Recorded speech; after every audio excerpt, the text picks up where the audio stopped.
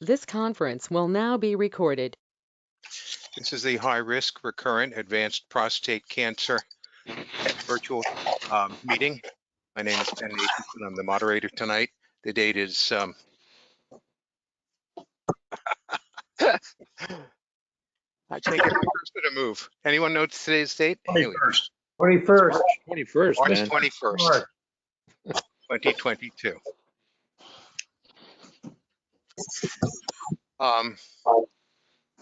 We're going to start with our guest of honor, Jerry Deans.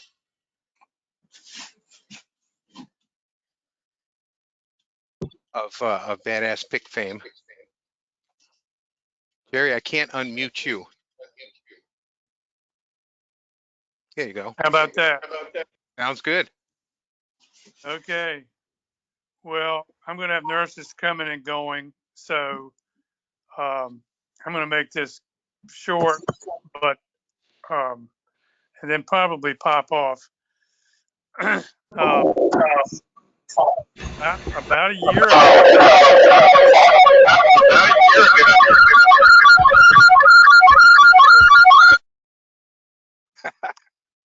So about a year ago, I went to UVA and I asked them about a Lutetium-177 opportunity because it was the closest one to me. And he basically said, how do you feel? And I said, well, not bad. And he said, well, if you got anything you want to do, now's the time to do it, because this time next year, you may not be here. So pissed me off, I want to tell you, because I knew there were alternatives out there. I just needed to get to them. And of course, Rick was in the hunt, in addition to a whole lot of other people. And by the way, those that have shown up tonight for the first time or the 30th time, you're in the right place. This is where you need to be. So I came back home. My wife said, well, maybe he's giving you a good heads up. And so I decided, well, I'd probably try to go scuba diving I try to get my 100th scuba dive in. And Jim Strait, of course, well, Jim had just lost his son. And Jim wanted to go scuba diving with me. So we set it up to go down to Key Largo. And I got progressively worse. I mean, I was probably at 170, the upper 170s this time last year. Now I'm in the upper 150s. So I've dropped 20 pounds, and most of that's muscle. And but I have made it into a clinical trial for Lutetium-177, 617, and I was really excited to see Alicia Morgan interview some people this morning about that drug. They're more excited this year than they were last year about what's going to happen with that. So eventually, I found prostate cancer in the brain, and they treated it with SBRT radiation, and it did not get it, but they did let me into the Chicago study, thanks to Rick, thanks to Jim, thanks to a bunch of other people that helped me get into this program. And so when I did a relook at the brain in February, we found that that the cancer was continuing to grow in the one large lesion and on the left-hand side of my head. And so I went back to I called the SBRT person. She said, I can't treat this with radiation anymore. You got to have surgery. So that brings us up to Wednesday. Okay. And, I'd like to say that I'm badass. I'm going to show you all this. But if I'd have known it was going to look like this, I would have run for the hills. I want to tell you, because it's pretty nasty.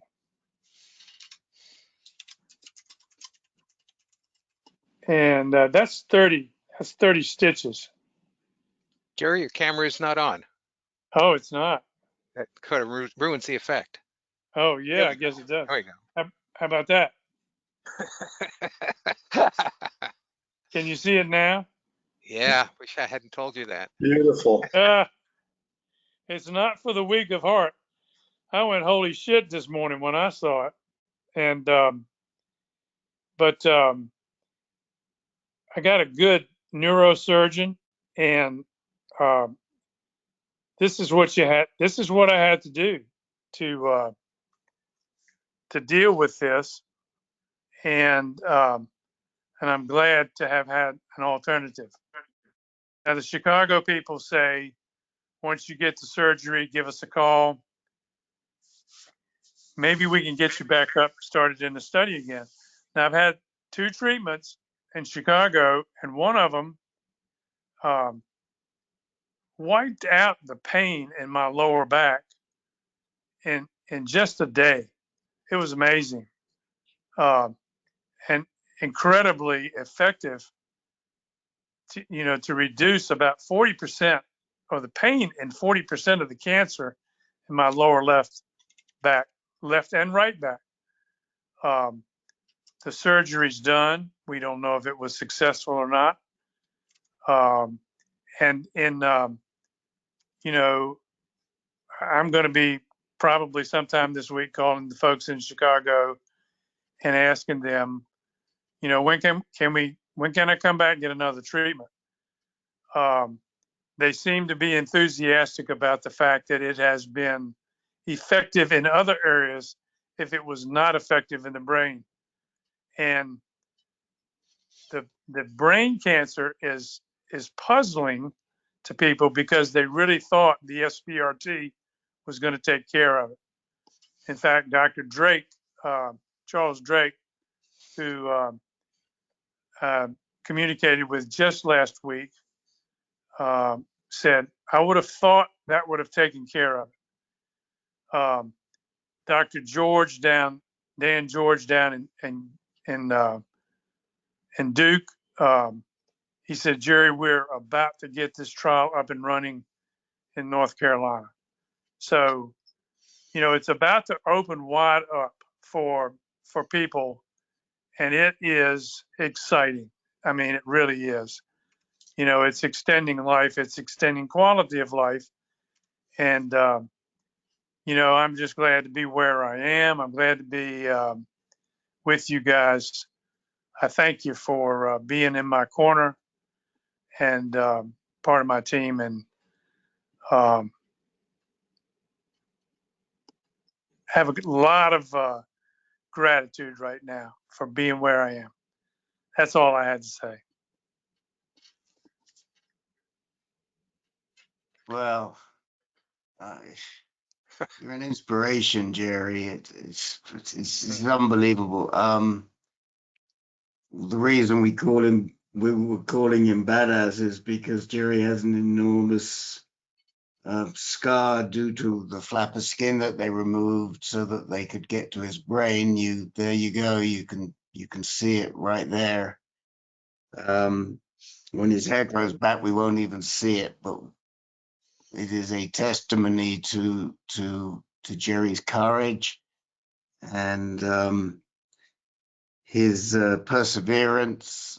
For those of you who have not heard Jerry before, or may have heard him a couple of times, he's been fighting this disease since 1999, and was diagnosed evidently wrongly, or most likely incorrectly, with 3+3 disease, and for many years was a patient of Snuffy Myers and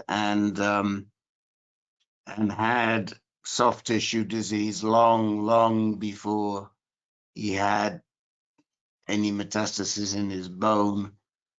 We could never really figure it out. The soft disease, the lung mets appeared, disappeared, reappeared, disappeared. But eventually it sort of took a grip, and this latest episode, Jerry is handled as graciously and as courageously as ever. And the one thing I want to say to you, Jerry, is that it's having success because your speech and your clarity of thought is so much better today than it was 6 weeks ago, as I'm sure Jim Freight will also attest to. So, I mean, this is fantastic. And just let us know as soon as you can what Chicago and what Duke is saying about getting you back into that lutetium trial. And what's the date today? The 21st. We'll be celebrating on the 21st or whatever it happens to be this Monday next year. And we expect you to be here to help us celebrate. So, Jim Schrate, what would you like to say about this? Well, I don't have a lot to say, but I'm just so glad to see Jerry here tonight. You know, this is what I've been hoping and praying for. And come back to Chicago. I want to see you back at UFC. And by God, I want to go scuba diving this summer again. You know, that was great. So God bless you, buddy. I love you, brother. Yeah. One other thing I heard this morning in the recordings was that when they start people on lutetium, and I don't know if y'all have heard this or not, but standard of care was if people were on enzalutamide, they switched them over to abiraterone and vice versa. So I'm going to ask them in Chicago if they might consider putting me on abiraterone or enzalutamide to kind of boost this. I don't know. You know, it doesn't work for everybody.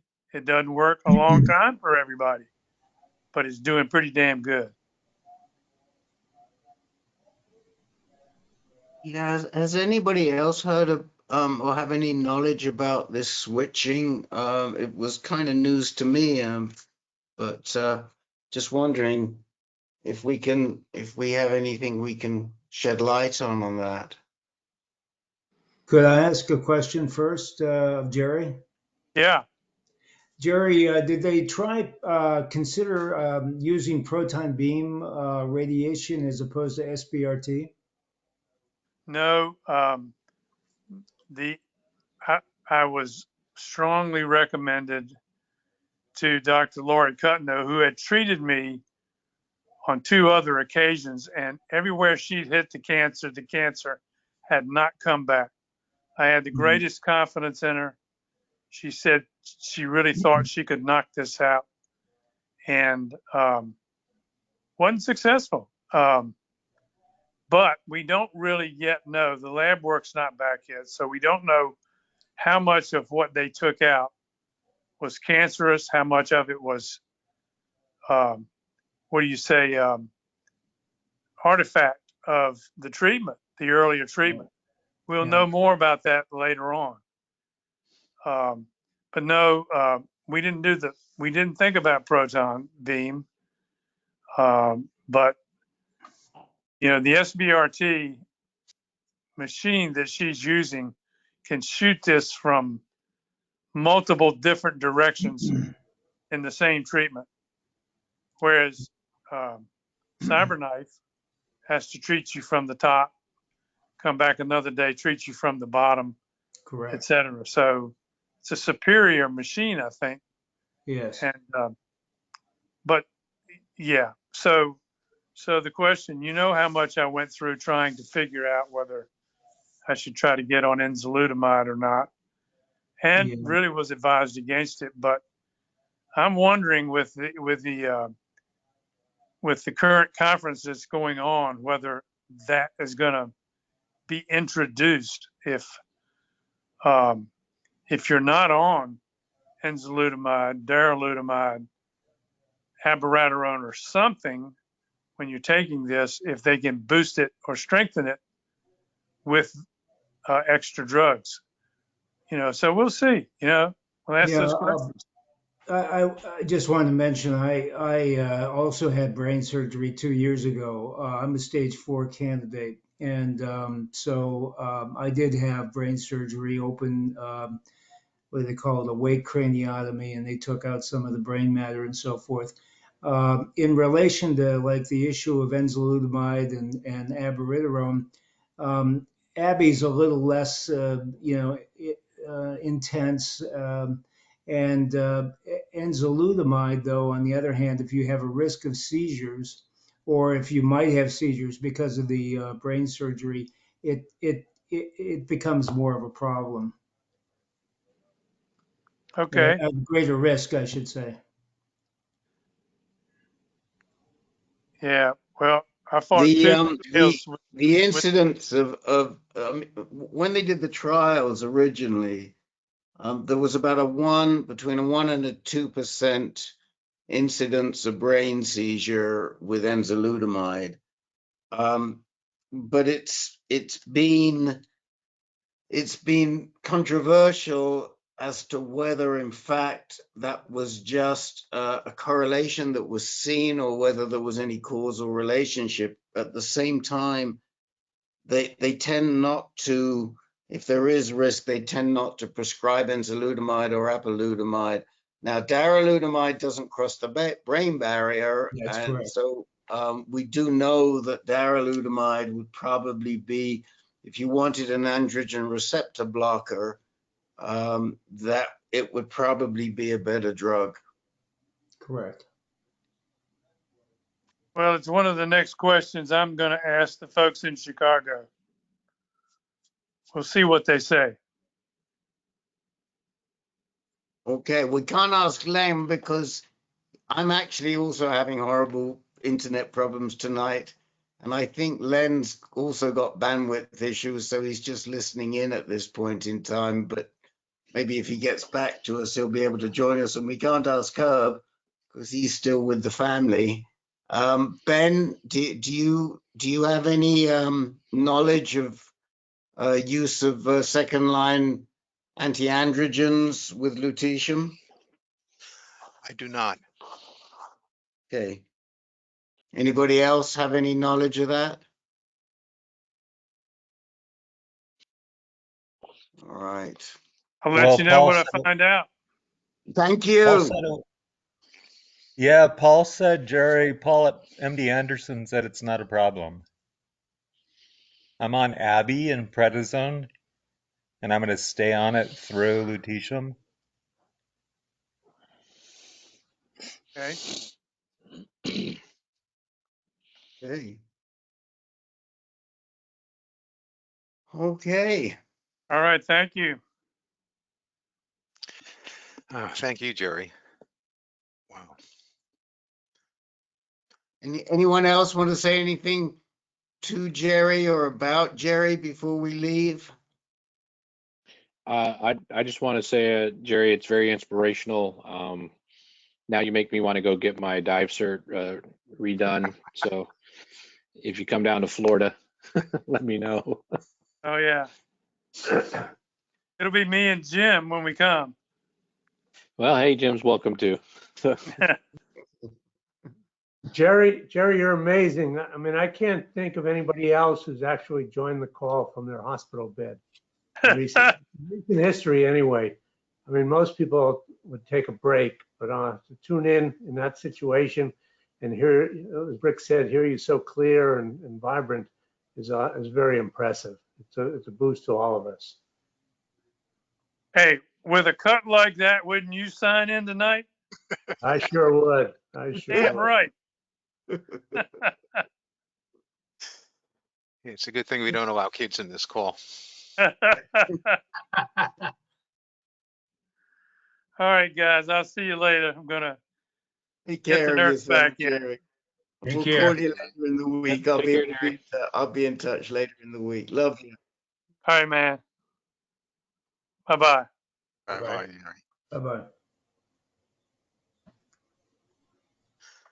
So Lawrence, welcome to our meeting. Thank We you. have a standard set of questions that we ask newcomers. You ready for that? I'm sure. Shoot, go ahead. Okay. How old are you? 71, Where do you live? McLean, Virginia. How did you hear about AnCan? Through another individual who does join from time to time. Who is that? He goes by JG. I don't know if he. Oh, yes. Yeah, he's got my initials, but he's a different guy. He wants to remain relatively anonymous. And we want him to remain anonymous. Right. What year were you diagnosed? 2016. And at that time, what was your Gleason score and your PSA? Oh, well, I was stage 4, 3 plus 4, 4 plus 3. I can't give you the exact numbers of the grading, but it was it was stage 4, prostate cancer. What was your PSA? It was very low for the all the time up to the time when I was encouraged to get a biopsy. I was down to 1, 1.5, and for years and years and years, and then all of a sudden it sprung up to 3.5, and then to 4, and that's when I had the biopsy done.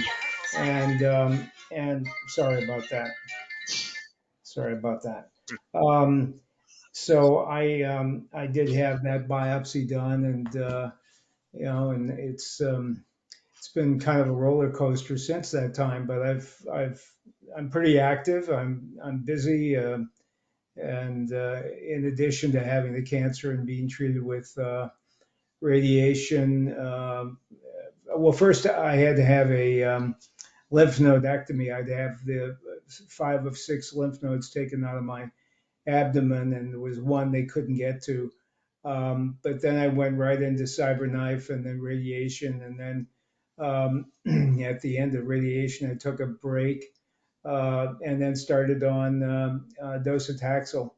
And then after docetaxel, there was a period of quiescence. And then let's see, I'm trying to remember it all at this point. But I've been on ADT all along, and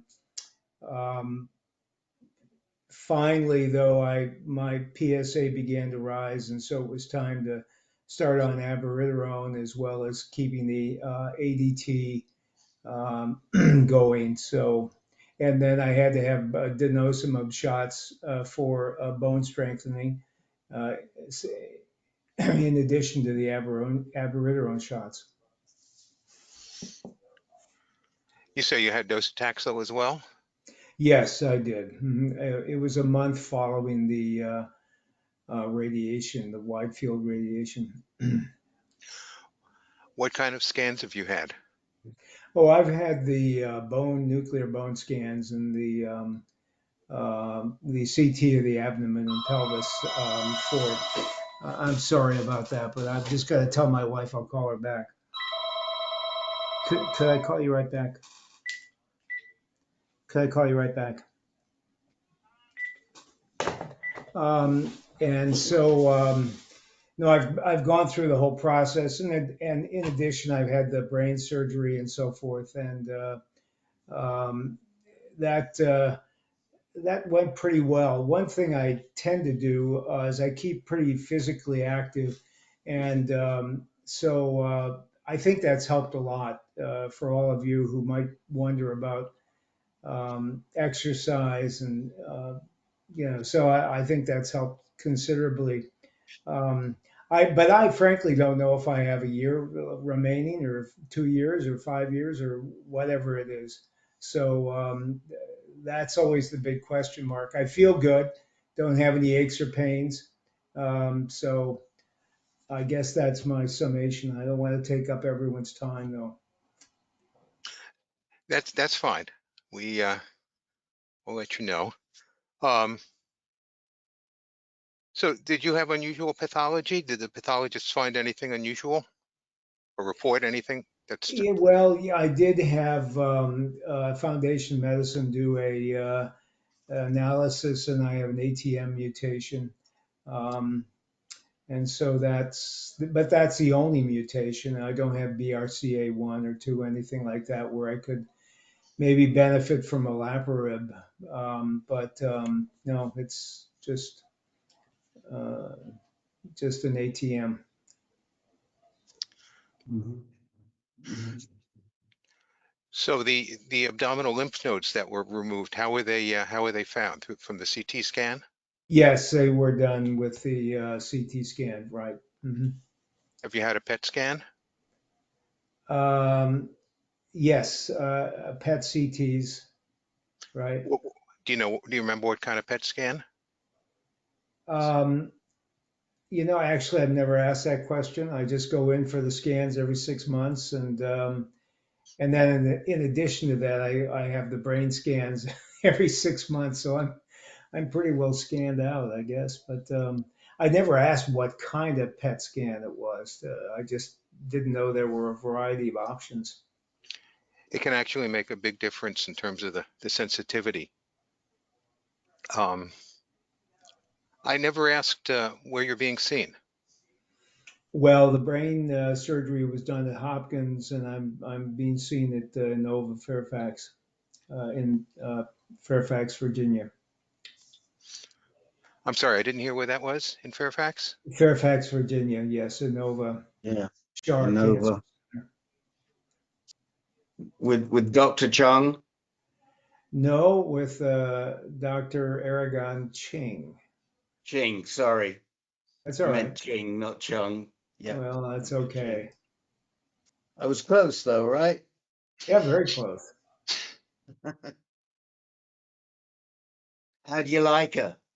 What's your Oh, very report much from so. Dr. Ching? Because Delightful person, and one thing about her that makes her so unique is that she's the secretary for the one of the big associations that focuses on prostate cancer, and she reads every article before it's even published, so she knows the latest developments and so forth. And she's got, like many Chinese, an encyclopedic memory, and she can go back and recall things from old studies very accurately. yeah, you're not the only person, maybe even tonight, who sees Dr. Ching. We've got other people who are treated by her in the Fairfax area, and we do tend to send a lot of our DC people to her as an alternative to going to Hopkins rather than sending to Georgetown or elsewhere, largely because we consistently get good reports No, she's excellent. on her.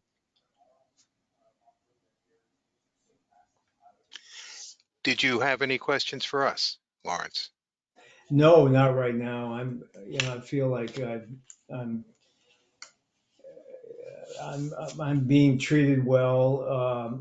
My prostate cancer is being managed well. If I had serious aches and pains and so forth, I would probably have questions. But I'm looking forward to either radium-223 or lutetium-177 as the next step. I did have a PSMA scan up at the trial at NIH about a year and a half ago, and that did show that there's a fair amount of cancer that hasn't really um, uh,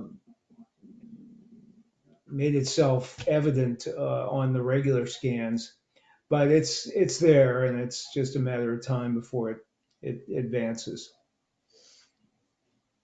So just a couple of things I'd observe. One is that especially now with the ease of access to a Pylarify scan, that we often suggest that men in your situation do ask, even insist on getting more regular PSMA scanning so that you can see where you are. So if the last time you had a PSMA scan was in fact 18 months ago, it might be a good, a very reasonable request for you to ask Dr. Ching if you can have an updated pilot, if you can get, or even maybe even not ask, but say you would like a Pylarify scan.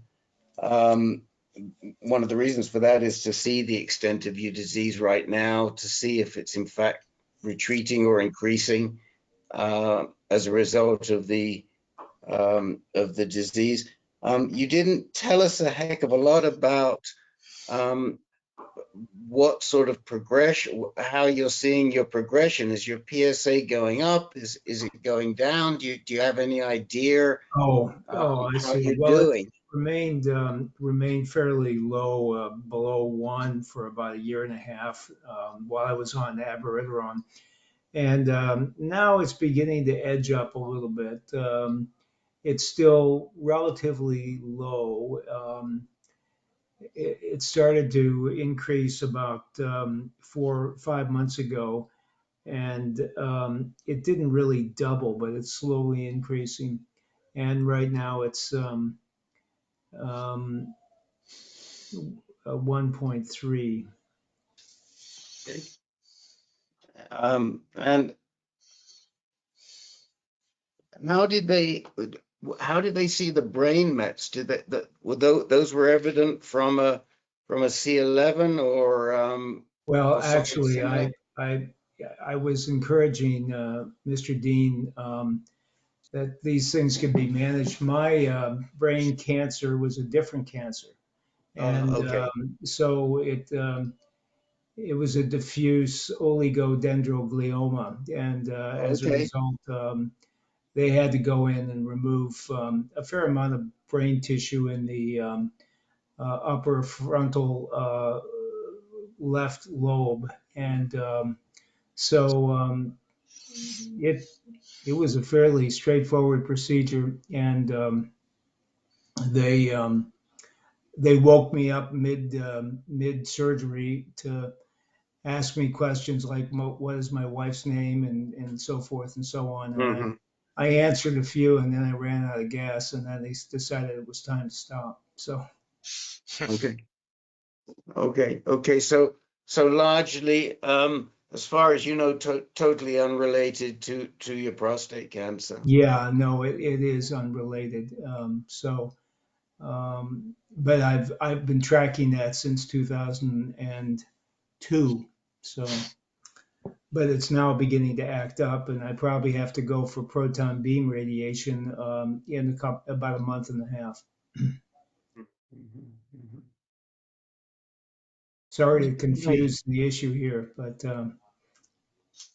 I wanted to Okay. tell Mr. Dean to be encouraged and he can get Oh through yeah. this. Thank you. Yeah. You know, there is there's a doc uh, that we like very much. There is a radiation oncologist that we like very much in your area. As just to consider, other than going back to Hopkins, Sean Collins at Oh, Georgetown. I don't know I if you've use heard his. Sean Collins. I know him well, and Good. Okay. so thank you. Well, I was just in your area all of last week, and Oh, I had the distinct pleasure of having lunch with George Denyon last week, who's a metastatic prostate cancer patient in McLean, and who joins our.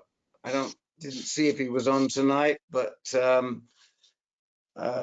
he joins our groups regularly. So and we actually had a little reunion on Saturday night in Chevy Chase because Jimmy Greenfield was playing at Clyde's, and we got a whole bunch of the huh, guys huh. together, and we actually got to meet each other in person, which was an absolute thrill for me, and I think for everyone else who was there. I mean, there wasn't a big group, but Jim Marshall, George Rovder, Gary Peters, some spouses, I'm trying to think who else. Forgive me if I've missed anybody, but Herb. sorry, Herb was there. Herb was there. Herb was there. Yes, of course, Herb. Sorry, I took that for granted because I was actually staying with Herb, and which was a full 7 minutes walk from Herb's house to Clyde's, and so it was. We had a good time, did we not, Mr. Peters? Yes, we did. Well, if you come Absolutely. back, It was a great I'll look time. forward to joining you. How does that sound? Right. Absolutely, Lawrence, anytime at all. Thank you. Thank you.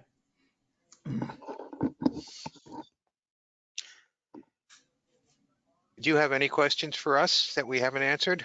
Or I may have already asked that. No, I don't really. I'm in pretty good hands with the help I have. But it's Would a pleasure to be a part of this group. Thank you. We're glad you came. I'm back.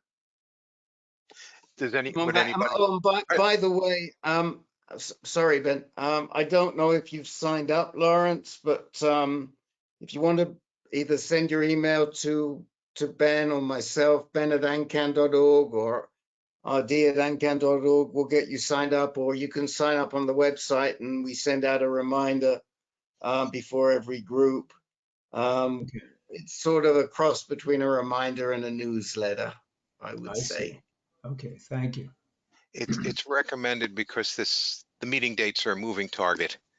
Okay. Very hard to anticipate when it's going to be.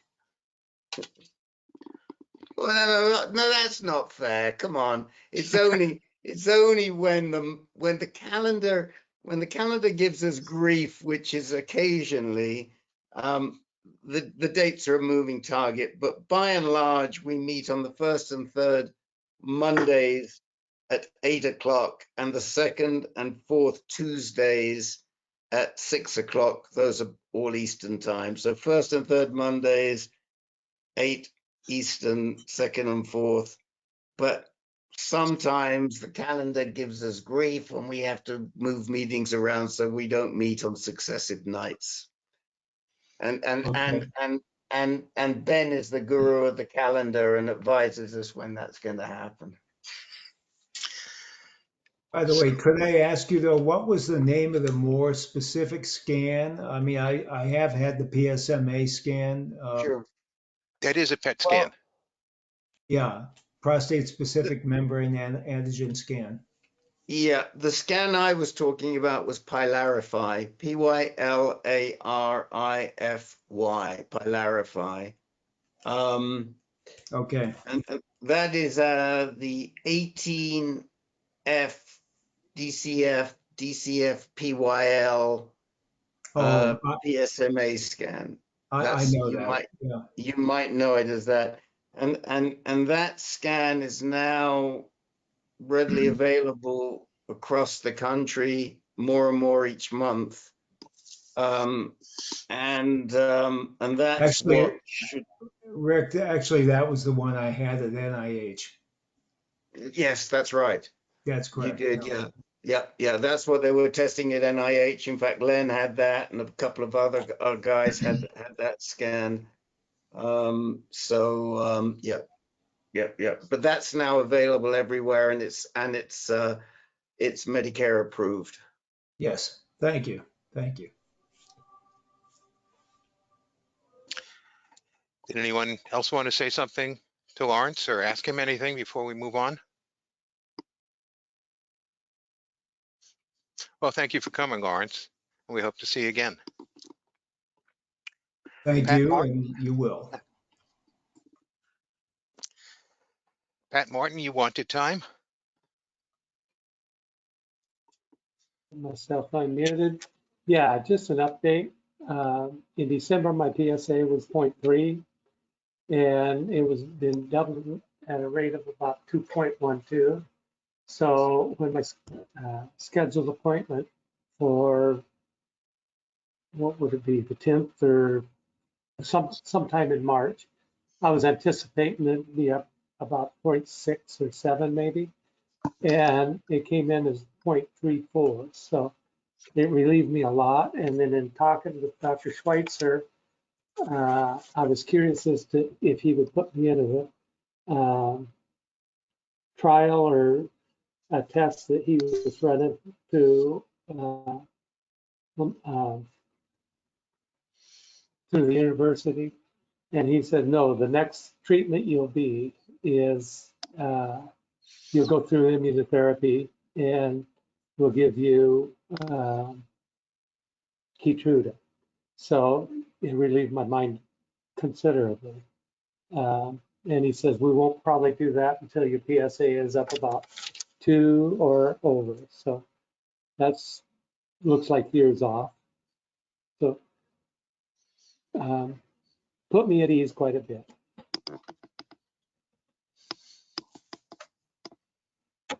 So that's it.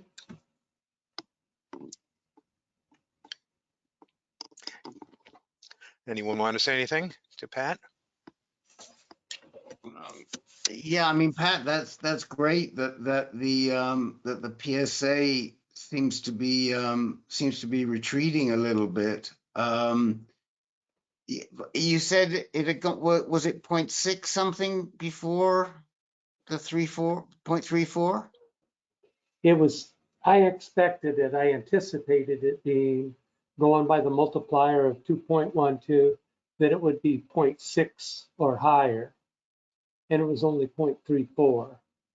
So it only went up 0.04 of a point. And so about 11%.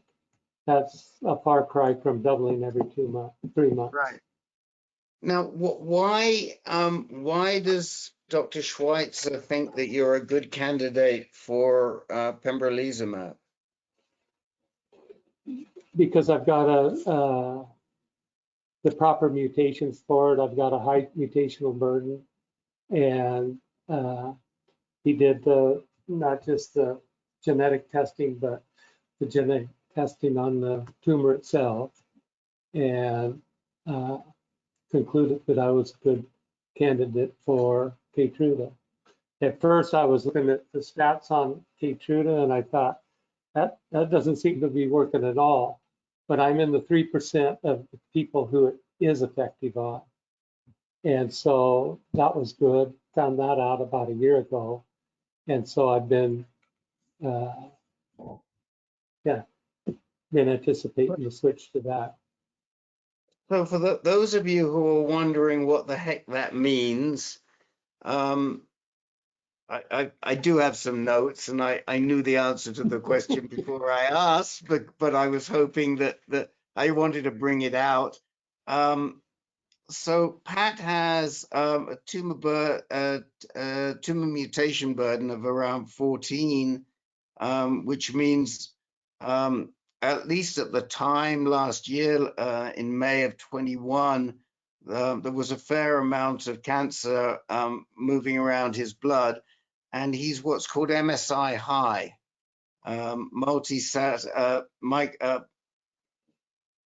satellite instability. Microsatellite instability. Thank you for the prompt, Ben. Microsatellite instability. And those are the two factors that really indicate that you're likely to be receptive for an anti-PD-1 or an anti-PD-L1 drug. So we don't want everybody running away thinking, oh, could that be a good thing for me? I mean, we seem to think that you do need certain indicators for it to work. And we don't often see, as Pat said, those indicators. Now, somebody like Ben or Len or Herb can do a better job explaining why those indicators are important. Ben, would you like to take a shot at what that means and why it's important for the guys? I'm sorry, I just know that they are. Okay. Okay. What I can tell you, and I think Len's probably still just listening in, what I can tell you is that it has to do with the instability of the genetic structure of the cancer. And the Mhm. more unstable that genetic structure is, the more room there is for the T cells to do their work by affecting these ligands that in some way, shape, or form can prevent the T cells from nailing the cancer. And these drugs sort of break down these ligands and open up the cancer and allow the T cells to get in. And the more unstable the structure of your cancer is, the more likely it is that this will be successful. And that's a really naive layman's explanation. So I don't know if anybody else wants to take a shot of it without our brains trust here. Please feel free and tell me that I've made a hash. But oh, what I can tell you on that, by the way, is that we do have a really good webinar on this. I'll try and find it in a minute, or one of us will try and find it, that was provided by our dear, very dear departed former board member, Bill Burhan's, Professor Bill, who was in fact a yeast geneticist at Roswell Park. And he did a cancer 101, a cancer genetics 101 for us. He talked about it. And we also have another webinar by Larry Fong, which is also on the website, where he explains this a lot better than I do.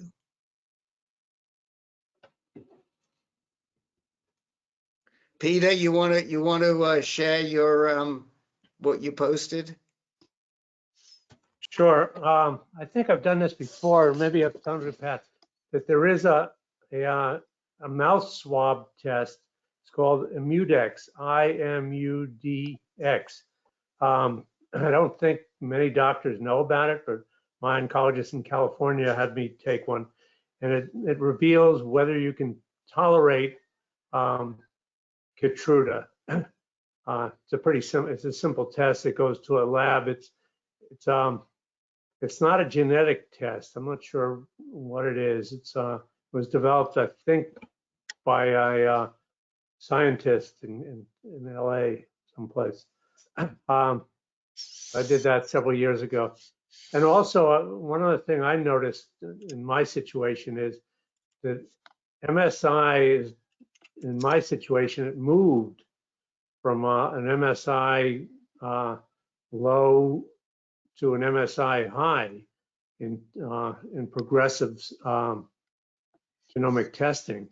So it is something that can change within the tumor cell, and which is interesting. Yeah, Do the mutations usually go up or down? More mutations or fewer? Right. yeah, it's a defect in the gene that does the repair when DNA is replicated, so that every time DNA is replicated, errors can accumulate.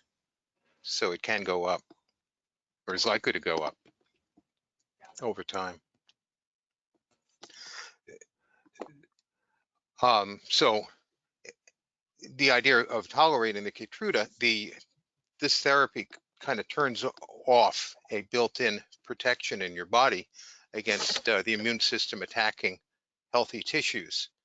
And you can imagine that bad things can happen as a result of that. They usually don't, but it's good that there's a test.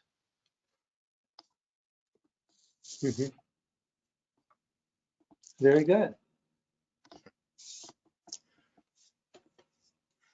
Anything else for Pat? So Larry Fish, you had wanted time. Yeah, one idea that well, I'll get into it in a minute, but nobody ever shares their screens to show like history of results. I know that if you make someone a presenter or something, they're able to share a screen, I believe. I thought it might be interesting. I can talk it through without sharing, No, definitely. no, no. Here It's, we go. I had no need. It just occurred to me when I go and look at my history of Very the efficient. screen shares. Someone is sharing there, but uh, I don't need to share it now. It's just a. I just made you a presenter if you want to Oh, you want me to try to? Well, take it for a ride. I'll have to go to MSK. Yeah, I just want to ask, is there a competition here between Larry Fish and Peter Kafka to see who can grow their hair the longest? I mean, I Definitely, just, definitely. I'm working at becoming the White Wizard at this point. I mean, it's oh, just like, you are? Okay. yeah, How I'm about sort of you? like renaming my like survival through a variety of challenges working. And so COVID, hiding out from Omicron for a couple of months, and the ups and downs of my cancer. And I always kept like a good professional short haircut for work. And I'm changing that at this point. Oh, I It's not, see. I it's not see. complete. I may Well, cut it again, but Walensky, Howard Walensky was ahead of all of you for a while. I mean, he looked like he'd been in a cave for about 5 years, but then he finally got a haircut and shaved his beard a little, trimmed his beard a little bit. But now it looks like it's between you and Peter for the title. I see. Do we have anyone else challenging here? I don't think so. I'm in. I'm I in. was really curious. Kidding. I'm not doing a challenge, but if I'm ready to. I'm ready to think about how to style, but I don't really want to focus on this. Unless you would like to go on with it, I could. Um, better. Oh, this will leave. I don't want to leave this side. I want to add it. You want us to come back to you? No, I'm not going to do it this time. It just came up in Okay. my idea because I can explain it pretty easily. It's before I started working with. I'm going to cancel. Um, Before I was working with my doctor at Sloan, I had a urologist, and I'd gone to Dana-Farber for a consult and a few other things. Uh, Initially, my PSA, was in the high 200s, 300s, and with bone mets, just like discovered it through bone pain. Um, and I did some chemo that didn't go that very enjoyably, and then um, the Lupron went the Lupron route. Got my PSA way down, went way down to the 0 point whatever, 0 point something, not exactly undetectable, depends on the system they're using. At Sloan, it was like 0.1. They didn't have something like where it's more sensitive. And I switched to Sloan, and it slowly went up uh, towards a point 0.6 something, 0.63. Um, uh, at which time we stopped Casodex, and it went back down to a 0.1. Now, for the last 5 years almost, it's been going up and down. It's been not goes up, it comes down, it goes up, slowly trending up a little bit, but it's been going up and down for 5 years, and it's hard to decide when to pull a string to do something additional, because it doesn't seem to make sense in general. It goes, but in the last year, it's kind of been going up more steadily. It's gotten to the 0.2, 0.3, 0.5, and then the last two times it was 0.7, and now last 2 months ago it was 0.9, and then I was ready to take real action, and I talked to my doctor. It's time for my Polarify, and I've been getting CTs and bone scans and full body bone scans all along basic, and I just did that again. The idea is that my doctor was explaining some trouble getting initially a Polarify without first doing a bone scan and CT, and having it not show something.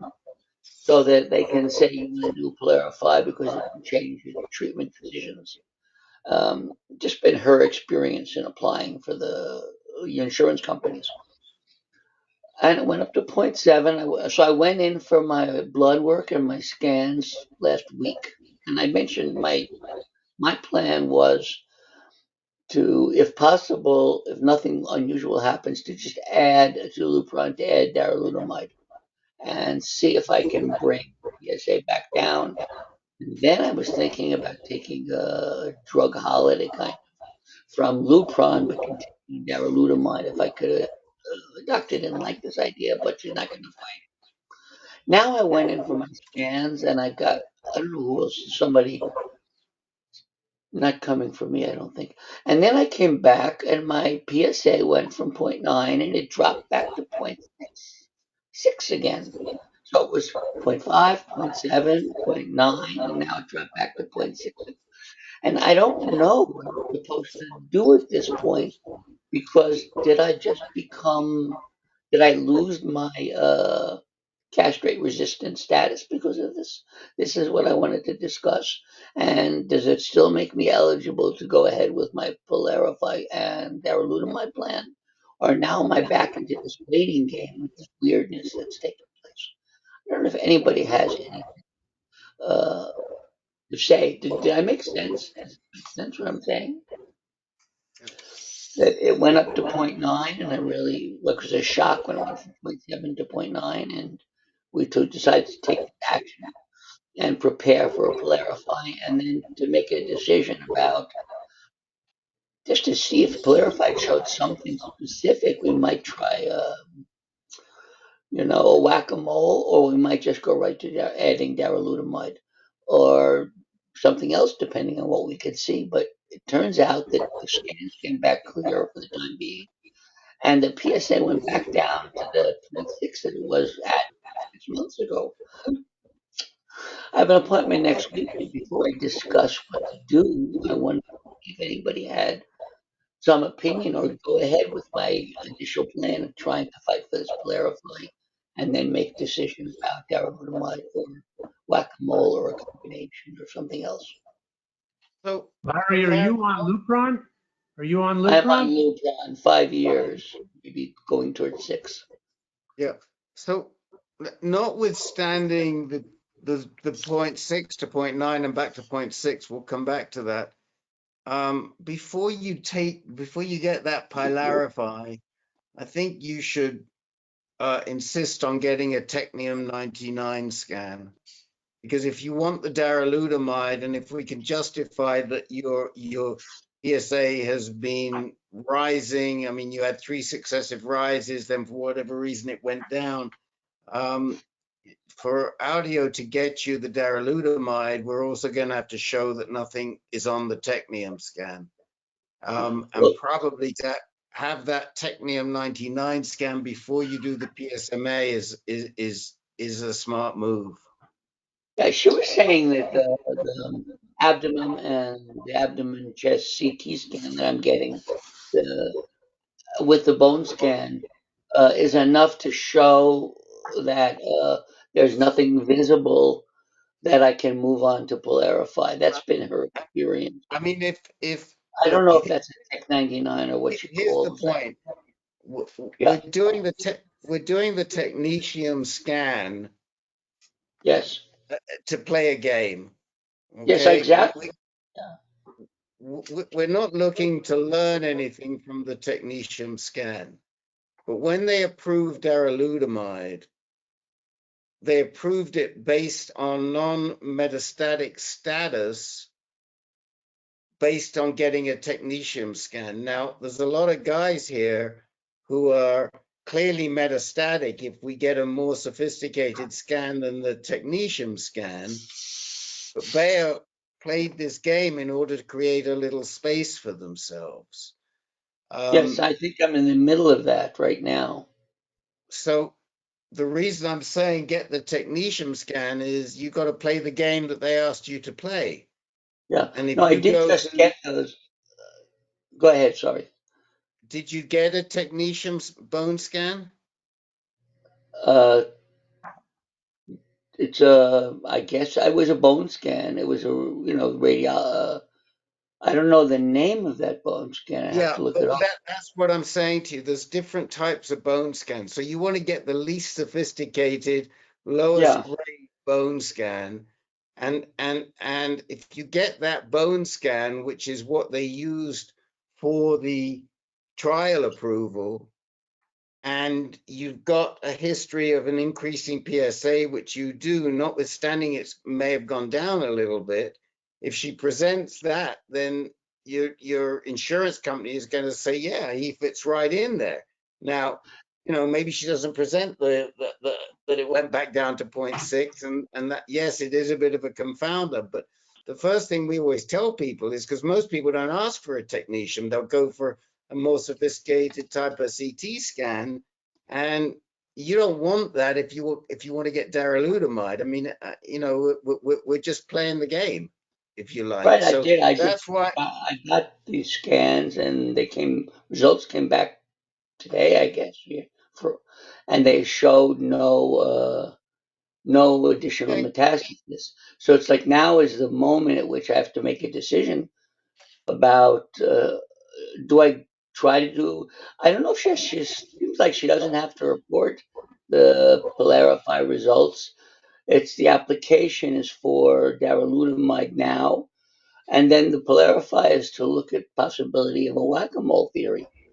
Um, right. I'm sort of in this limbo space right now, and following your advice, I do have this most recent scan showing no new Right. metastasis.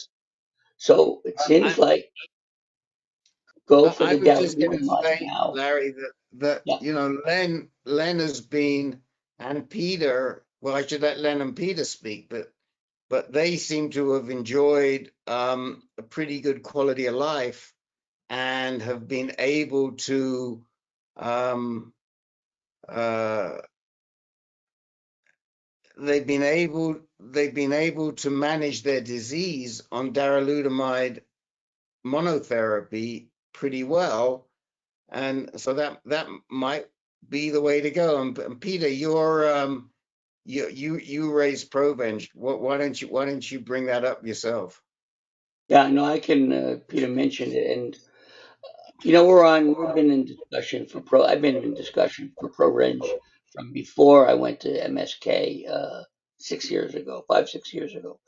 And it's the reason I left NYU because the docs there were saying, well, you have to wait. You're not ready for Provenge. Provenge is much later. We're not going to discuss it now. And I thought, okay, bye bye. MSK is not a Provenge. They don't really do that or support it, but my doctor will support it.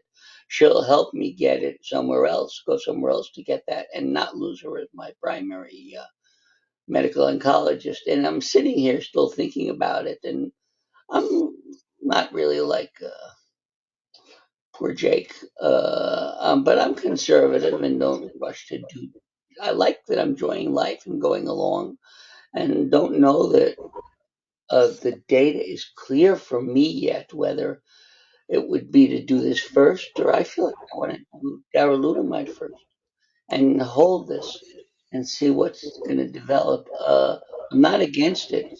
Um, just seems to me annoying. I know Herb said it was a piece of cake, but Yeah, you might be for me, you might be in the sweet spot, Larry, to stick Yes. Provenge in. It's not going to it's not going to change things dramatically, but I mean, this might be the perfect place because you've had progressive rises in your PSA, even though it dropped once. But I mean, I'm it's sure they been rising and dropping for 5 years, yeah, but but it no might be the reason. ideal time to stick it in before you start some other Right. regimen. So Larry, I mean, the theory here is that if you use it earlier, it's more effective, right? Yeah, I had this So, conversation. Exactly what you're saying is that I asked her, so I had this, 200, 300 PSA and the Christmas tree lights and everything, but the PSA came down. I said, does that mean that my cancer burden now is lower?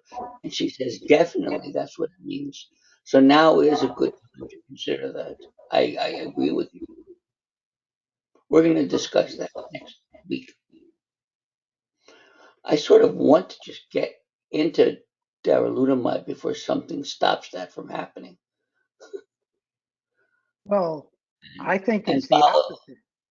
You think it's the opposite? I think over time, darolutamide is going to be approved for more and more indications. Yeah. Yeah, you know, it's my theory that I want to get into the darolutamide and get rid of the Lupron.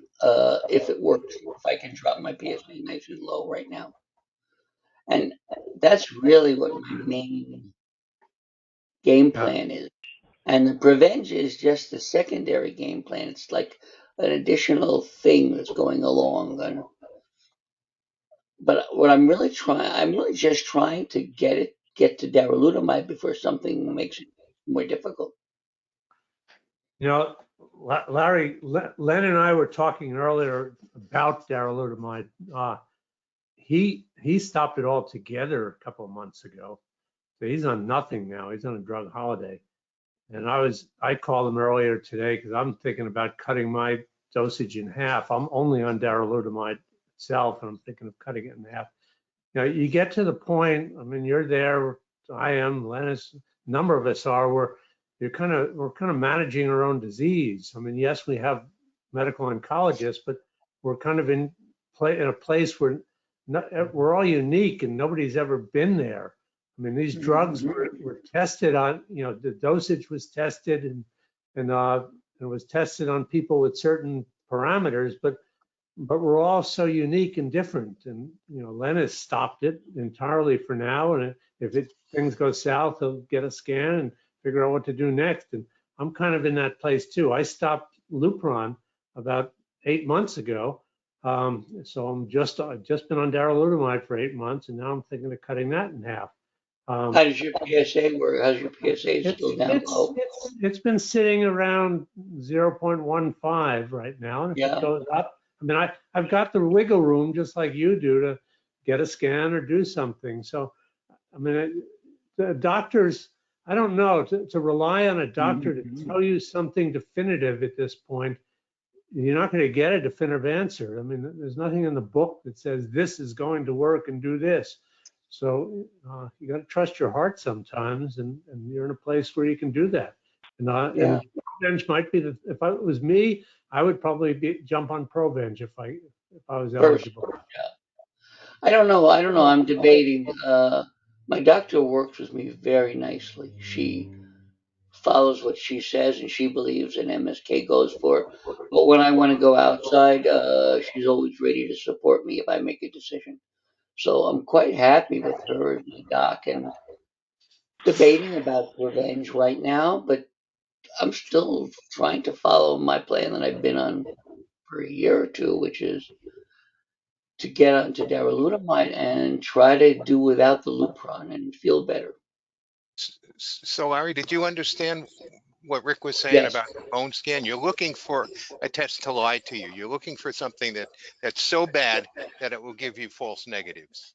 Exactly. No, I do. I understand that. Thank you. So you had said it showed no new meds. It's got to show no new meds. No new meds. No new meds. It's supposed to show no meds, period. Right. It's showing no meds. Okay. At this point, the impression is no change, no meds. So do you have visceral mets? It's all bone. It was all bone. Okay. So Sipuleucel's okay. Also, I was just reading this today. The NCCN guidelines, for what it's worth, say that you don't have to go through CT scans to get a PSMA scan. They say these things are sensitive enough to be used, you know, to be moved to the front of the line, used immediately. Yeah. You don't have to justify their use by some He finds that the insurance company usually says, well, go and do this first before we're going to. They initially deny and ask for it, and this is just what she's been going through. So, and I wanted to do, those were my regular scans anyway, so I did them. They were clean, and now I was so surprised my PSA dropped. I expected to go up to 1 something. It had been going up faster and faster. Now it dropped, and I thought, oh my God, it put me back in a limbo. That's just what I wanted to see. Thank you, Peter, and been an herb. Herb. I wish it were herb. I could use a little herb. But life is, I'm enjoying life, and I like being alive and active, and I want to just stay like that. Yep.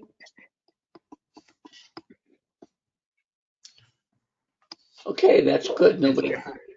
What I thought would be the Provenge pitch and nothing weird, just the weirdness of it. That was what I wanted. Thank you. Thanks, Larry. I'll Good keep again. everybody informed about what happened.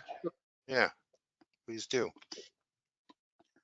Julian Morales, you had wanted to speak? Yeah, just very briefly, I went to see Dr. here in Houston, and he's going to wind up taking me off of a Beterone and a dexamethasone, which I'm currently just reducing the dexamethasone. I stopped the Beterone completely last Tuesday. Dexamethasone, I'm only taking half a tablet per week, and then a half a tablet every other day because it's caused the Beterone has caused excessive weight gain and it's worsening of my diabetes. I'm not a diabetic yet. It was at 147. So she's going to hold the treatment and transition from Lupron to Orgovyx. If my insurance allows it, I'm sure they will, but we'll see. And she's also giving me some potassium. So she's going to follow up with it 3 weeks, and do more lab work.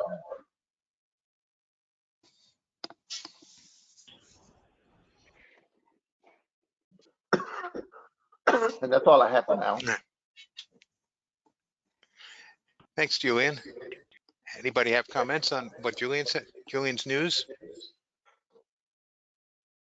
Julian, do you take metformin? No. Bunch of us take it even though we don't have diabetes, and it is a drug for that. But a lot of us take it just because it's. I mean, the rumor is that it's got cancer fighting magic or something. I've been taking it for years. No, what's it called again? Metformin. It's a very cheap, inexpensive drug, and it. If you've got a diabetic tendency, you might talk to your doctor about it. Yeah, I mean, it's been floating on the diabetic, non-diabetic for several years, and I think the Beterone pushed me over the edge, but I'm not taking any medication for it right now. Just watching my diet, but I mean, I've gained about 15 pounds on a Beterone. Yeah. But I'll look at that Metformin. Yeah, talk to your doc about it. It's a very inexpensive medication, and I don't think it's a bad thing. I think it might be effective in your situation. But okay. I've been doing it. Has anybody used Orgovyx anywhere? I mean, in their regimen? Number of guys have. I'm not going to talk about myself, but a number of guys are very effective. Julian, I'm using Orgovyx. Okay. And so am I. How is that working for you? Doing the job. Oh, good.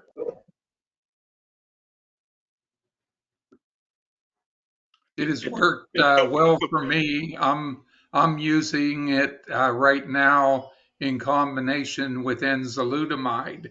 But I'm also in the process of trying to get enzalutamide changed to darolutamide because of the memory issues. She also mentioned the possible use of Ubeka. Say that again? Ubeka? I don't know if I'm saying that correctly. Yes. But you'll start that up in about 2 months when my system gets back to a normal state. Yeah, Nubeqa is the trade name for darolutamide, Julian. Same drug. Okay. Thank you. Or just, Rick, to jump back in, the scan was what you said. They call it, it's the same thing, I'm sure they're calling it a 99 M-TC-MPD bone scan, and it says MPD, no MPD avid osseous metastasis. Yeah. I think that's what you're referring to. We were. Right, thanks. Just checking the exact name. Cool. Thank you. Anything else for Julian? Thank you, Julian. You're welcome. Thank you. And Anderson, did you want to say something?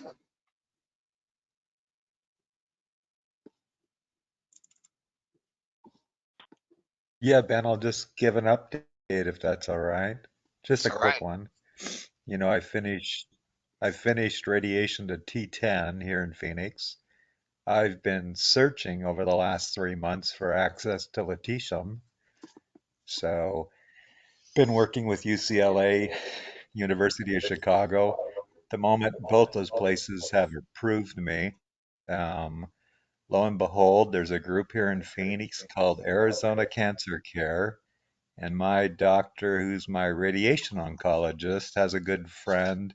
His name is Dr. Magus, and he's got me scheduled for my first round of lutetium here in Arizona on the 12th at 1 o'clock. Oh, great. So that's my update. It's a big update. Now, what is the lutetium trial? What is the ligand? What are they using? It's 617, Rick. It's the expanded access program by Oh, good. Novartis. Oh, great. Okay, excellent. That's it, guys. Unless there's any questions. You know, I guess UCLA, they've got about 19 guys. No, University of Chicago, they've got about 19 guys on the list, so there's a pretty good wait. They were only given 5 extra spots. UCLA has availability, but they were saying mid-May for me. The other part, you know, this thing about once it goes FDA approved, for those that are in the expanded access trial, there's no worries about getting cut off. Once you get into the expanded access trial, you're going to get 6 rounds, even if it goes FDA approved. Lutetium's going to, I mean, Novartis is going to honor the 6 rounds, so you don't have to worry about getting insurance involved. Could be a can of worms if that happened. That's great. That's really good, Ken. Delighted to hear that. Now, does that mean are you going to continue your docetaxel whilst you're doing it, or are you going to give that a break? What's your plan? Nope, Paul and I decided docetaxel is really not working anymore, so no reason to continue it. Most likely after lutetium, after the 6 rounds, I might try BAT, you know. My burden should be, if in fact I'm one of the third, you know, the 1/3 group of guys that get a good success rate from lutetium. I might try BAT to resensitize the antigen receptor and do, you know, I don't know, darolutamide. I don't know what we'll do. So just a thought Paul had. Yeah, I mean, again, as we say, worry about that bridge when you cross it. I mean, you know, who knows what we're going to be seeing 6 or 9 months from now. By the time you're done with it, 6 6s are 36, so that's 9 months, right? 4 9s are 36. So no, wait a minute. Yeah, well, no, it's 36 30. weeks. It's 30. It's 30 weeks. 30 weeks. 30 weeks. So So that Herb, how did that's your first round? How did your first round go, Herb? It had my first round, Ken, was a bus that was supposed to be last Friday. And I got a call saying that, sorry, the reagent, the drug did not meet quality control. Oh, So so you got to instead reschedule. it's rescheduled for Thursday, this coming Gotcha. Thursday. Yeah, So that's a that's possibility. scary if they don't have decent quality control. Yeah, Well, they are. but we're not 100% sure.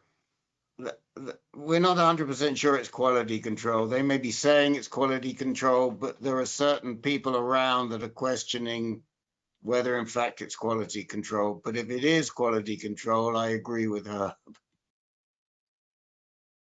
Well, I What? guess I have no reason to doubt them, right? I won't I would comment. agree. I would agree, Herb. You know, until they're proven to be doubted, you know, until it's factual, I would not doubt them.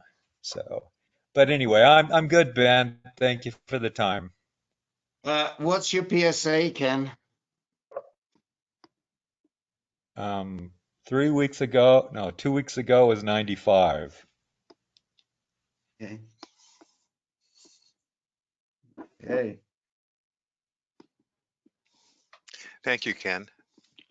Oh, I should say, I'm off to Australia just the same. You know, I was gonna pull the trigger and pay for one round, and I had tickets booked, so I'm gonna go visit Cameron and a couple other guys in Australia on the under 60 group. So anyway, yep, that's where I'm going. Your first time, I assume? No, in 2018 I spent 3 weeks there. For therapy or fun? Well, it was definitely therapy, but it wasn't medical therapy. So, and Peter, I'll see you Wednesday. You will. Looking forward to it. All right. So a few people joined the call late. This is your chance. Mark Valens, do you need time? May have gone. Rusty, I think, is gone. No, Mark Valens is still there. There he is. No, I'm fine. Okay, thank you. Rusty has gone. Rich Jackson has gone. Mm-hmm. Don Kramer, I think I'm How about Jeff Marchi? Do you need time tonight? getting there. I got it, Rick. I'm doing it in the order they showed up. Okay. Don Kramer, did you you're okay, no time. Okay, John Birch, did you need time?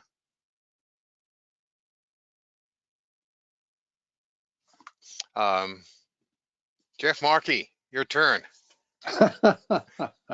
Well, thank you for my turn, but I don't need time. Thank you. Okay. And Sylvester, have you got anything for us tonight?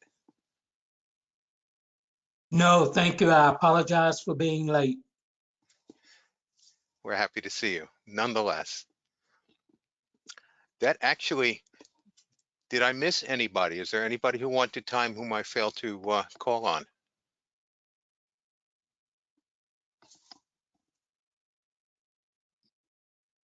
Rick, is this a wrap? Goodness. Well, you know, Ben, you did a great job. You saved me a lot of energy here. I've got one more question if it's not too late. Yeah, Pat. When I do start Keytruda, will they continue me on the abiraterone and Eligard, or will they dispense with those?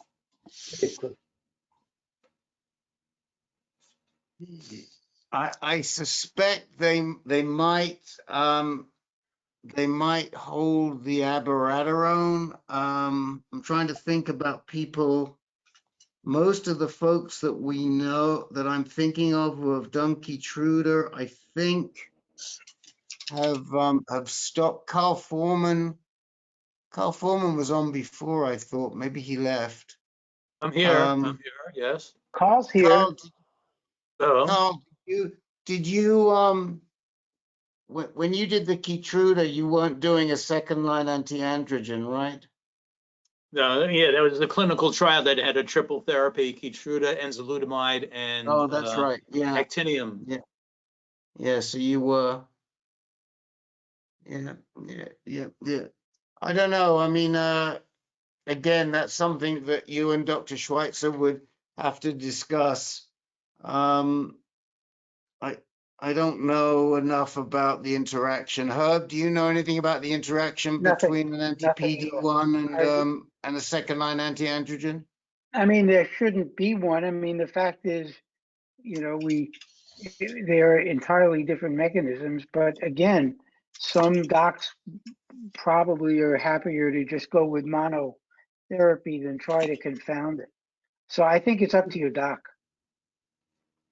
Very good. One good thing I took away from my appointment, Doc Schweitzer came in through the door and extended his ungloved hand and shook my hand, and he said, COVID's over. And then before I left, he turned around and shook my hand again. And a big smile. No mask. He was just as happy as a clam. Anyway, it was good. It fits me very well. Anyway. Well, I mean, this is actually quite remarkable. I cannot remember a time when we've had a new man and we finished early, although we do have a smaller group tonight for whatever reason. It's about 25% smaller than normal. There's plenty, if you guys want to keep going for another 30 minutes or so, there are plenty of good things to talk about. We did not ask Herb if he needed time. He came in late. Herb, would you like time for anything? No, I mean, you've already heard my update when I told Ken that basically that my treatment got delayed. Rick, I have a question. This is Les. Did everyone get the notification of tonight's meeting? No, did not get it.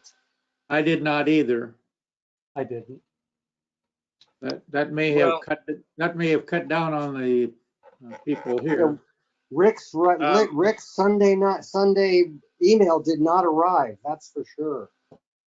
All right, me neither. I got it. Yeah, I mean, I can tell you. Hold on a minute, guys, and I'll tell you what the opening rate the last time I looked was 39%. So we sent it out to 570 people. At least 40% of that 370 did open the email. So I think it went out. Well, I know it went out.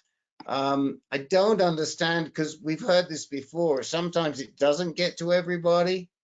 There is a report, Ben, you're probably better at this than me. There is a report in MailChimp that tells you how many were undelivered.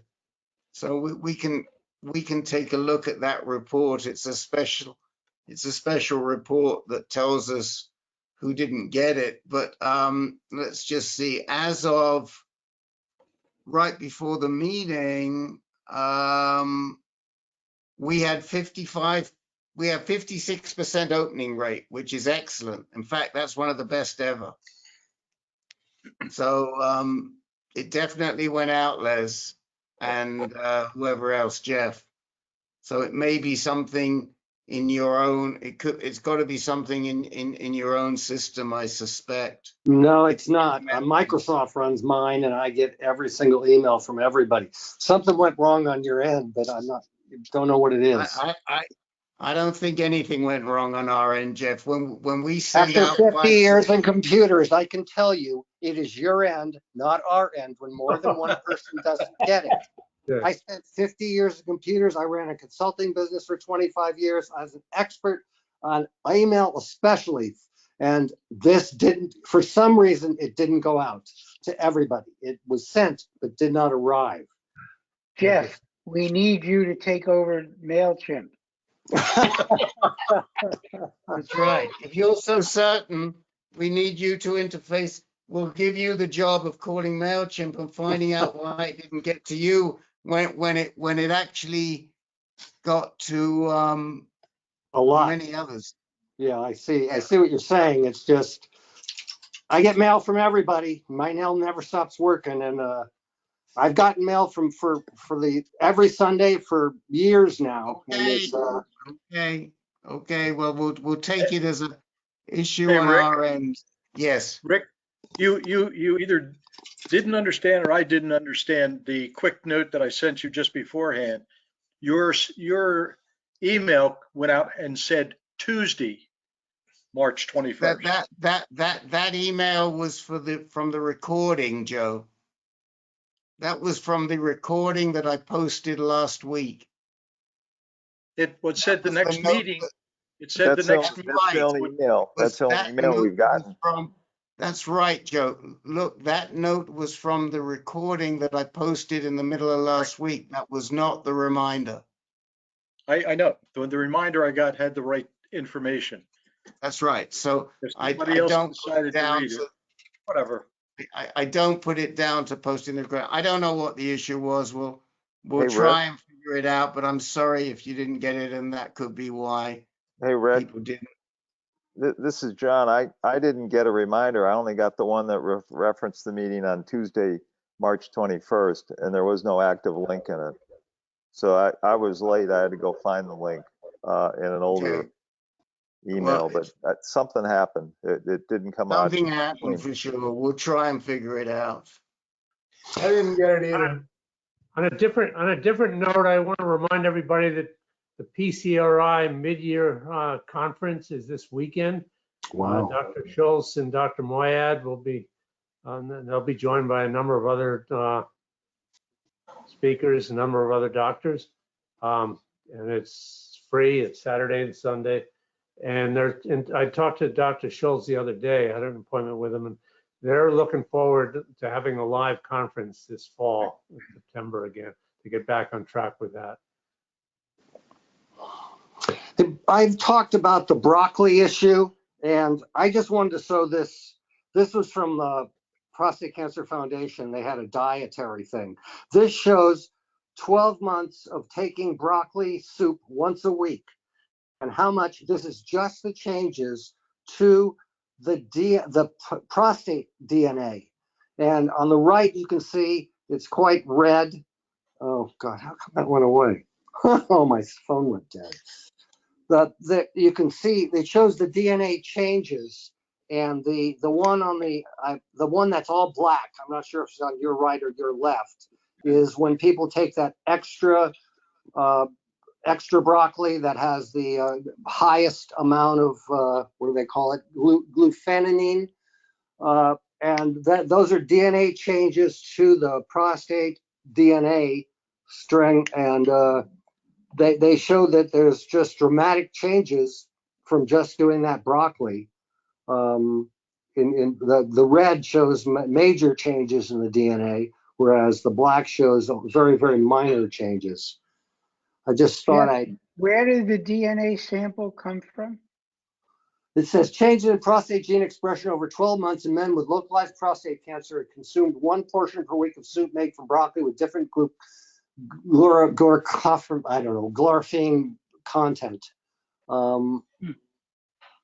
That's the text on it, but it's real interesting that broccoli, their high-end broccoli, makes such a dramatic difference with genetics.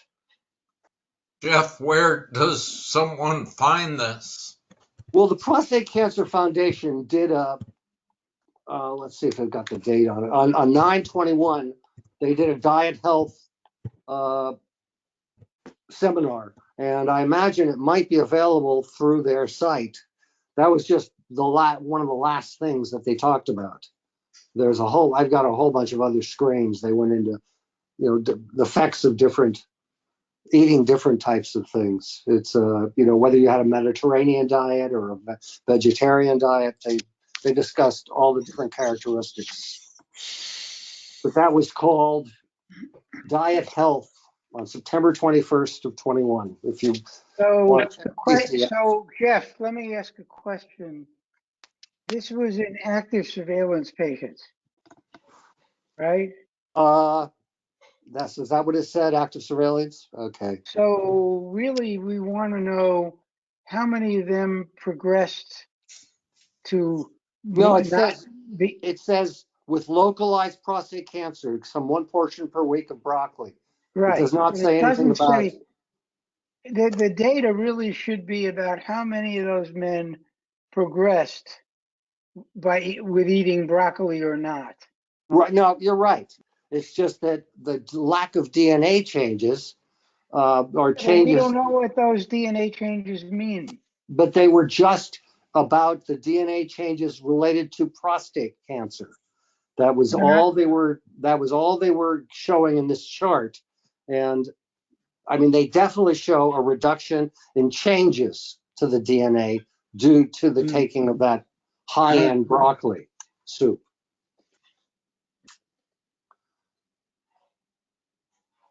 Okay. So if we're on active surveillance, eat broccoli. Well, this wasn't active surveillance. That's just it. It was people with No, I just prostate looked at cancer. their web. No, I looked at, it said in a PCF study, men with localized prostate cancer on active surveillance consumed the broccoli soup. Oh, really? Okay, it doesn't say that here. All right.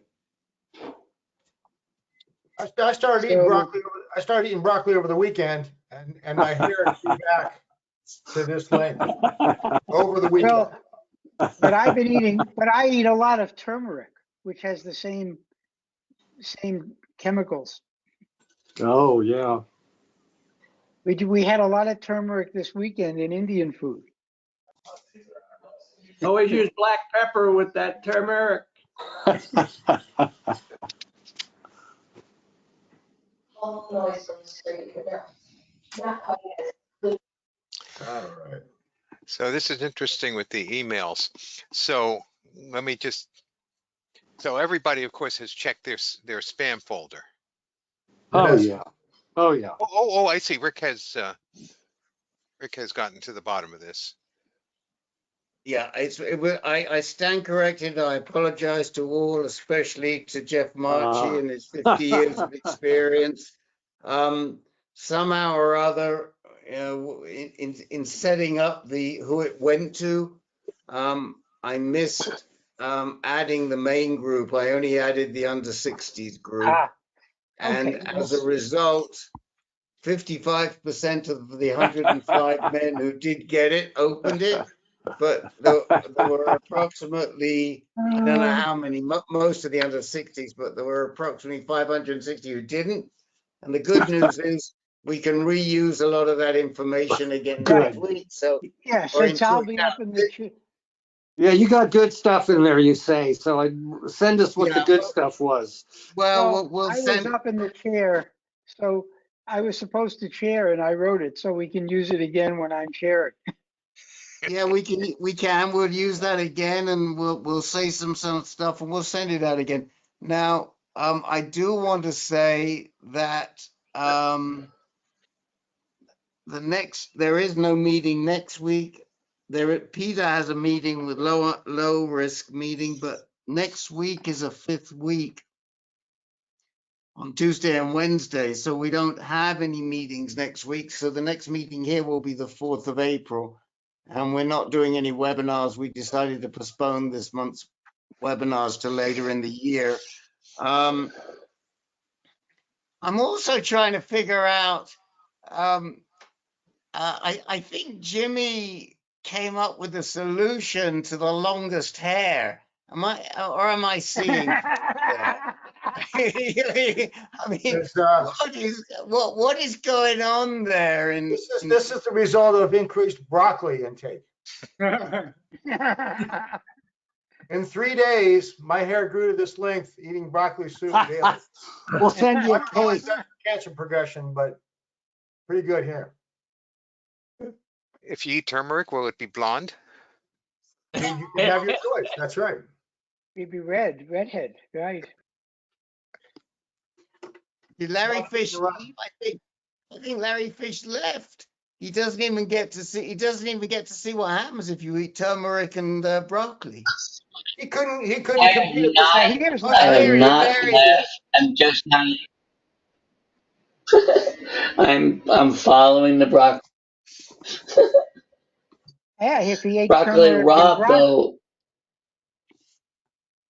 though. turmeric, Larry, you might have red hair. Oh man. All right, I think Oh we're man. getting Ginger man. That's it. That's it.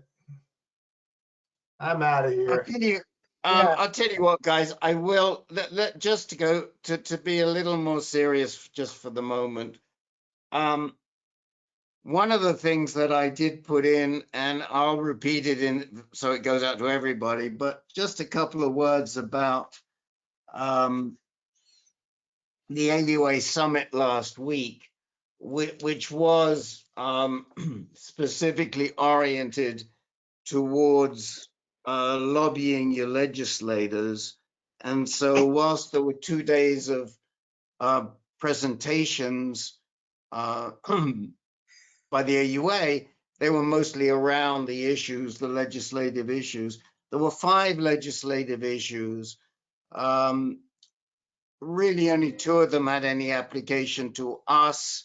One was about promoting, trying to promote more rural urologists, which of course is important, especially for in the context They're up there. of health equity.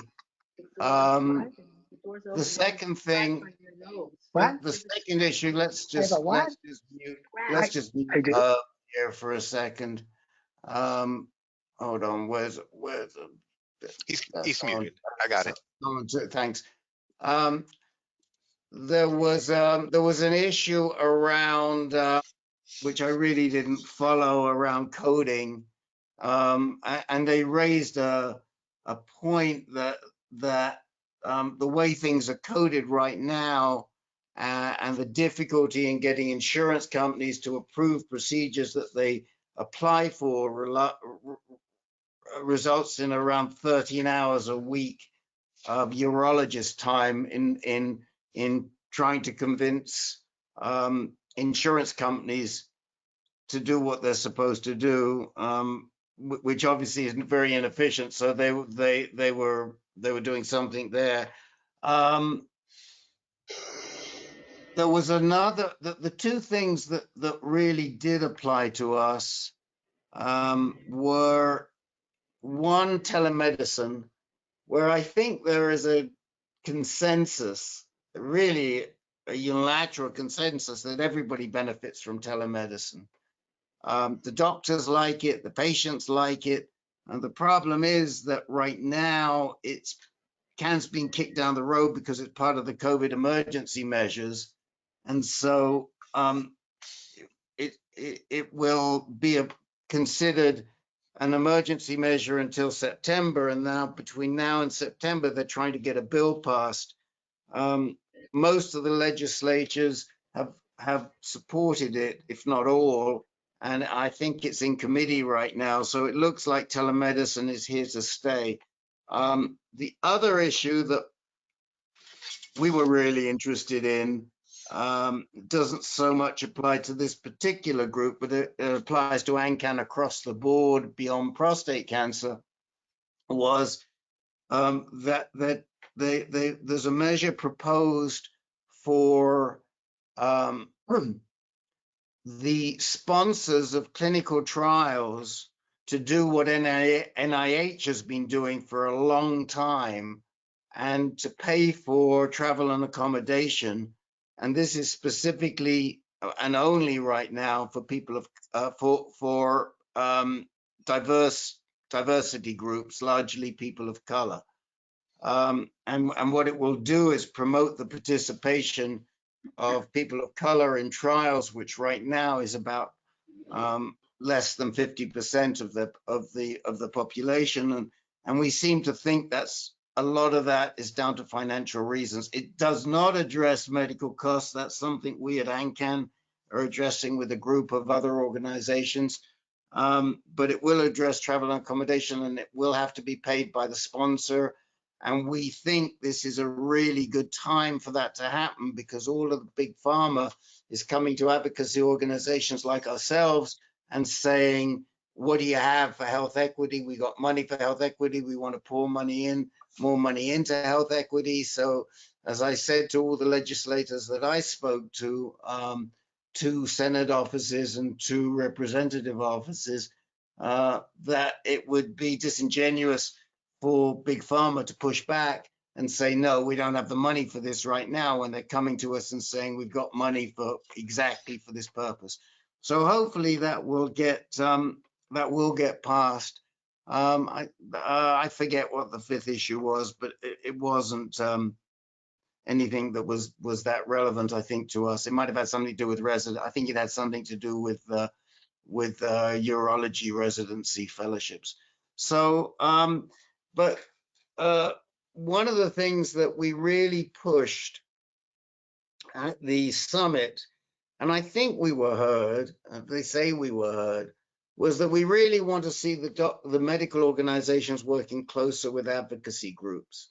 And we gave an example of how in active surveillance group recently, we had one of our advisory board members, Pamela Munster, come on and make a presentation about a new technology that she's working on that has a very interesting application for prostate cancer, not so much for our group, for recurrent, maybe for recurrent it will actually have.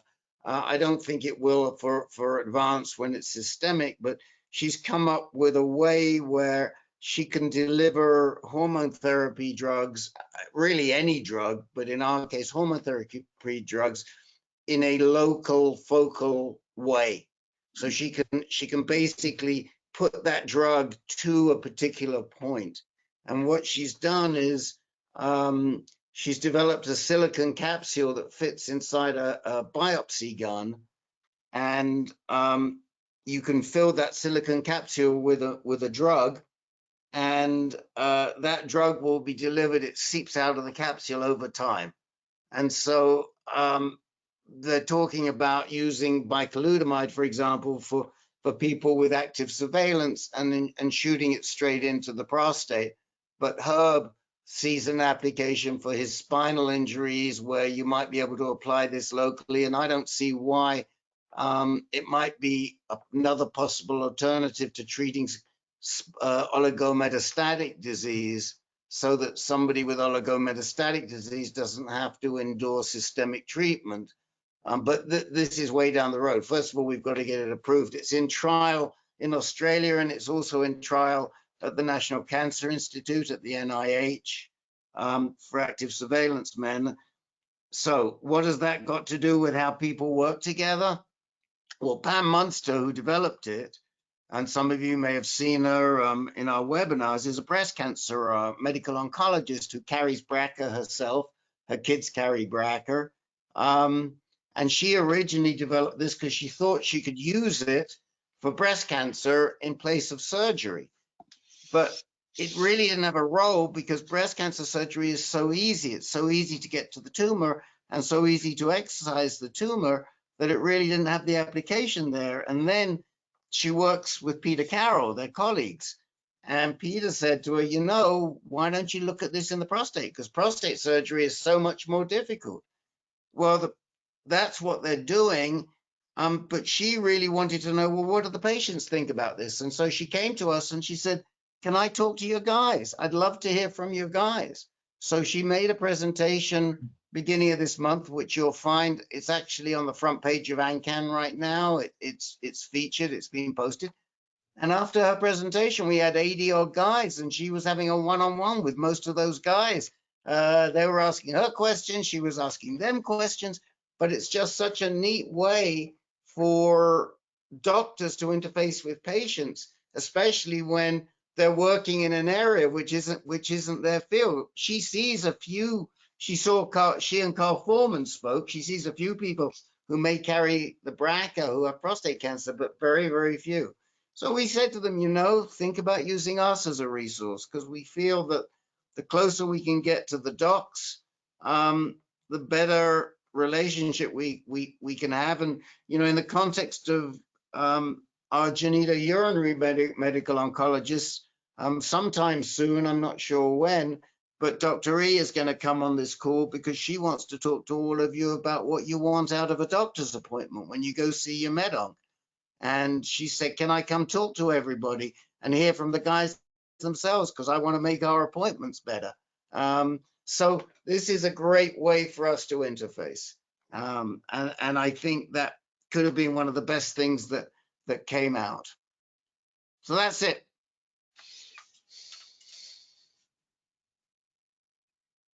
That's a lot. That's really good. But this was AUA. Yeah, this was AUA, and it was in the context of lobbying. I mean, it was in the context of an advocacy summit that this all happened. Okay, because I'm just wondering why a medical oncologist would be at an AUA. They weren't.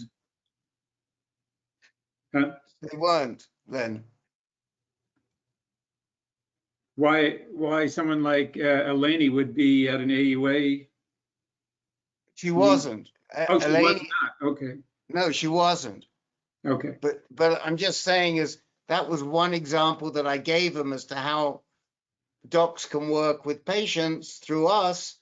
And another example I'm giving you is how Eleni says she would like to talk to all of our guys to get feedback as to what they want. Fantastic. Of course, we're the enlightened ones. This is not really a representative sample of prostate patients. We have enough knowledge to have found our way here. Yeah, but I think that's a good thing in the sense that we also have enough knowledge to know what we want out of a doctor's appointment. And those who are not enlightened may not have as good feedback. And so Dr. E trusts our feedback, and she feels that, she's looking to us for best practices, if you think of it in that context. Yeah, I think it can help her to address issues from the uneducated patients that they don't even know enough to ask about. But once she tells them, they'll probably be glad that she talked about it. Let's say, for instance, I imagine many of us would say, well, I'd like to know what happens after this regimen stops working. Where do we go from here? So maybe if a patient doesn't ask that question, she could still suggest to them that, well, let's see how long this works for you. And when it stops working, we have other alternative therapies, that sort of thing. It gets a conversation going. It's like as Ben and others know on this call, it's like, and Carl, it's like at the Passover Seder table with the four sons. I was just thinking, yes. And there's a wise son, there's an evil son, there's a stupid son. I forget what the other one is, and the stupid son doesn't know the questions to ask. So you're exactly right. You're exactly right, Len. Simple, I think, is what he is called. Simple son, thank you. Simple son, thank you very much. I was trying to remember the right term. All right, guys. Thank you, everybody. See you Good next job. week. Another Thank good you. one. Thank you. Thanks, everybody.